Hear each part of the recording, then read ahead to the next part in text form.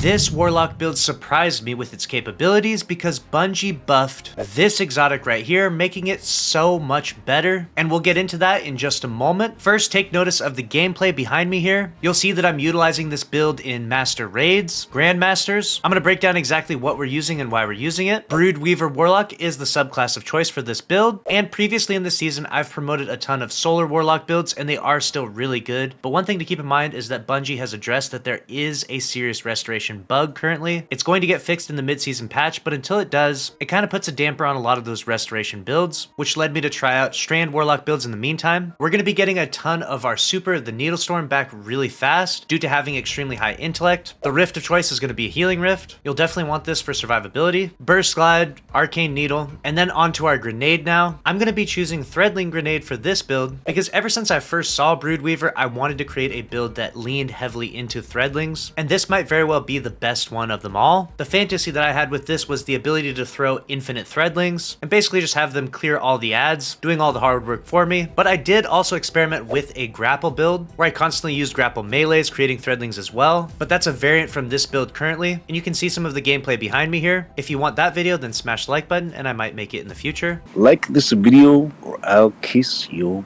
mom.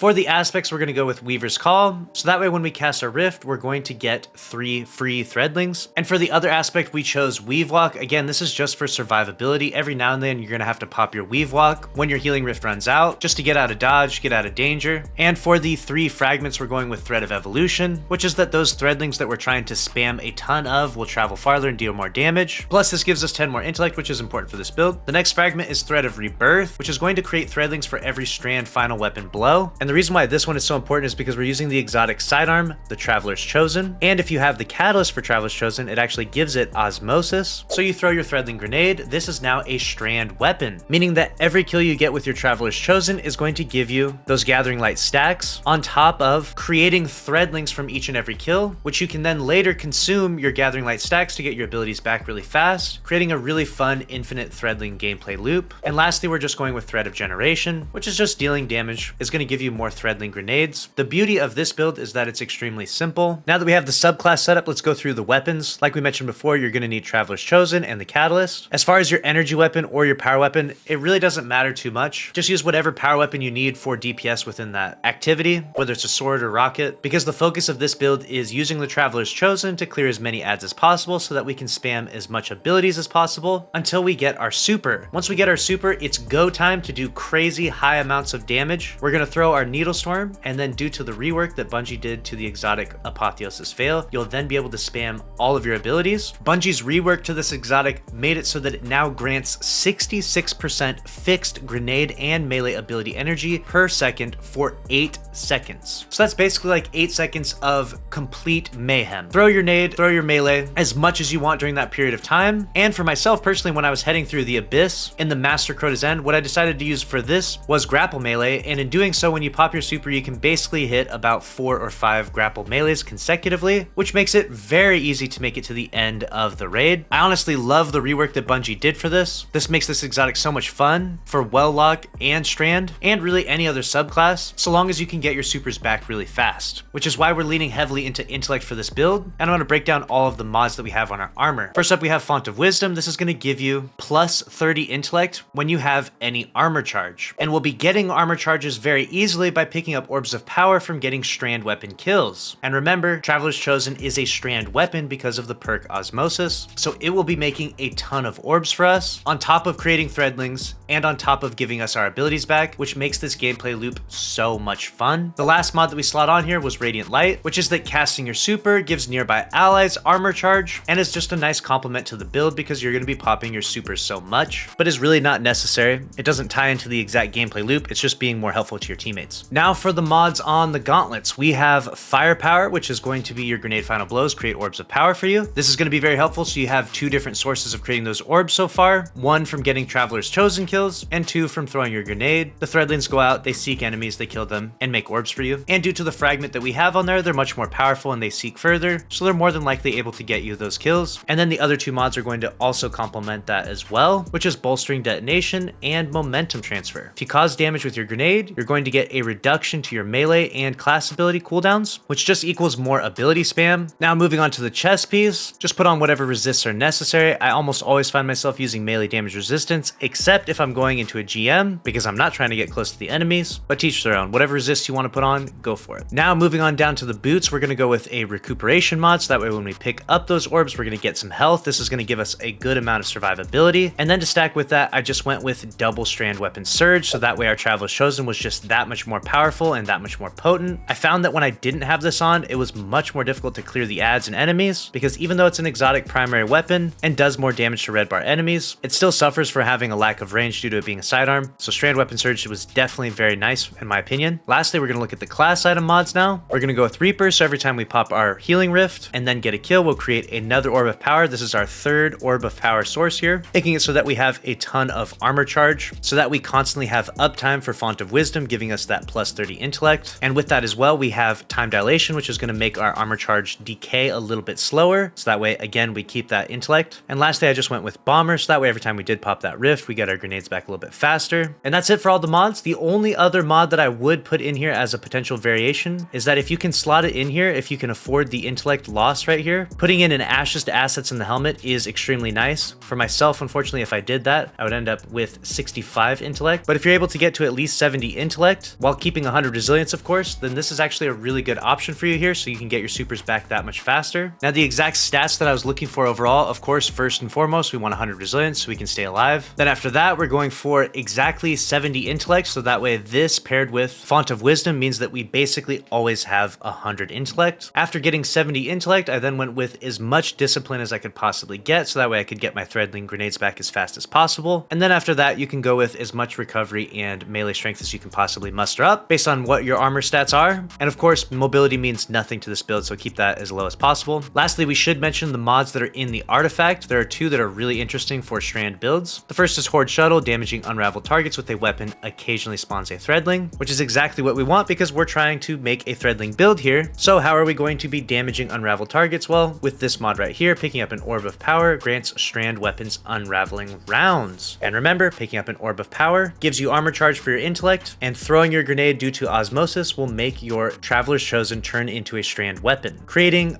beautiful synergy here. The other mods in the artifact don't really have much power or potency towards this build. Now let me know what you think about this build down in the comments below, and if you want to equip it for yourself, I'm going to put a dim link in the description, so you can click on that dim link and it will equip everything that I have on my character right here on your account. If you enjoyed this video, smash the like button, subscribe, and click on the screen here to watch another one from the channel. And if you're feeling thirsty out there, make sure to use code LUCKY10p to save some money on G Fuel. Also, make sure you're following me on Twitch and Kick. I go live all the time playing Destiny 2. Lastly, make sure you're following me on X, Instagram, and TikTok, where I deliver Destiny 2 news to you daily. I appreciate all the followers out there.